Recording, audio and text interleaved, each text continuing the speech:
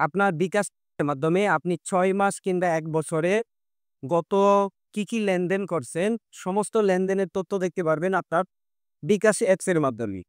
তো যাদের বিকাশ আছে যেমন আপনি ক্যাশ আউট করছেন কত টাকা, ক্যাশ ইন করছেন কত টাকা, মোবাইল রিচার্জ করছেন কত টাকা কিংবা সেন্ড মানি করছেন কত টাকা, সমস্ত কিছু দেখতে পারবেন আপনি আপনার বিকাশ অ্যাপস এর মাধ্যমে।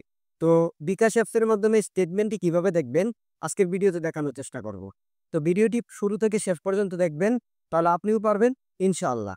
প্রথমে আপনারা আপনার হাতে থাকা ফোনটিতে আসবেন। ফোনে আসার পরে আপনাদের বিকাশ অ্যাপসে আসবেন। বিকাশ অ্যাপসে আসার পরে লগইন করে নিবেন।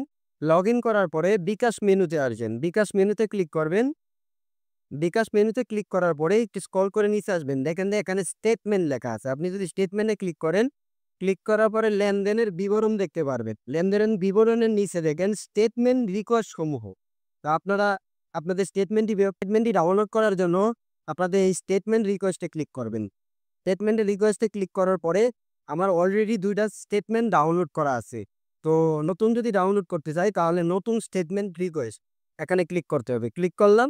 এখানে দেখেন সংক্ষিপ্ত স্টেটমেন্ট এবং বিস্তারিত স্টেটমেন্ট ২ টা স্টেটমেন্ট আমারে দেখায়। কয়েকদিনের জন্য বের করতে চাই তাহলে সংক্ষিপ্ত স্টেটমেন্ট। আর যদি বিস্তারিত বের করতে চাই তাহলে হচ্ছে বিস্তারিত স্টেটমেন্ট। বিস্তারিত স্টেটমেন্টে ক্লিক করবেন। ক্লিক করার পরে দেখেন এখানে শো করতেছে গত ৩০ দিন, গত ১৮০ দিন নির্ধারিত সময়কাল। আপনি যদি নির্ধারিত সময়কালে ক্লিক করেন তাহলে আপনি যে ডেট দিবেন শুরু এবং লাস্ট সেই ডেটেই আপনি স্টেটমেন্টটি পাবেন। আমি যদি গত ১৮০ দিনের দেখতে চাই তাহলে গত ১৮০ দিনে ক্লিক করব। ক্লিক করলাম, ক্লিক করার পরে কনফার্ম করুন। এখানে ক্লিক করাও। আবার কনফার্ম করুন ক্লিক করলাম। ক্লিক করার পরে দেখেন স্টেটমেন্ট রিকোয়েস্ট প্রসেসিং এর জন্য সাবমিট করা হয়েছে। তারপরে হচ্ছে স্টেটমেন্ট রিকোয়েস্টে হোমে ফিরে যান। আমার এটা কমপ্লিট হয়ে গেছে। এখন যদি আমি দেখতে চাই দেখেন উপরে একটা নোটিফিকেশন আছে আপনার স্টেটমেন্ট প্রস্তুত। আমার এখানেও চলে এসছে অটোমেটিকলি। এখন এটাকে আমি ডাউনলোডে ক্লিক করে ডাউনলোড করে নিতে পারবো।